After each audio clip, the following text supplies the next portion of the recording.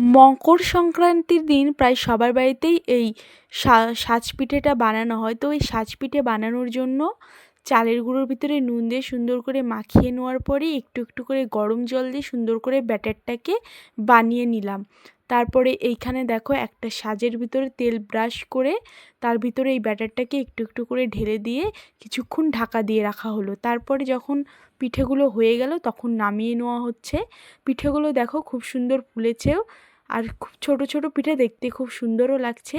এবার এইখানে আমাদেরকে দুধ জাল করতে হবে। তো দুধ জাল করার জন্য এখানে আমি নিয়েছি 1 লিটার দুধ, তার ভিতর দিয়ে দিলাম চিনি, 2টো তেজপাতা আর দিয়েছি গুড়।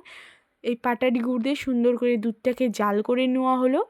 তারপরে এবার একে একে সমস্ত সরা পিঠেগুলোকে আমি এর দুধের ভিতরে ছেড়ে দিলাম। কিছুক্ষণ হাতা দিয়ে নাড়াচাড়া করে এবার ঢাকা দিয়ে রাখতে হবে যাতে পিঠেটা সুন্দর নরম হয়। এবার পিঠেটাকে নামিয়ে নিচ্ছি। দেখো কি কত সুন্দর লাগছে। তো এই পুষ সংক্রান্তিতে তোমরা কী কী পিঠে খেলে কমেন্টে জানাও।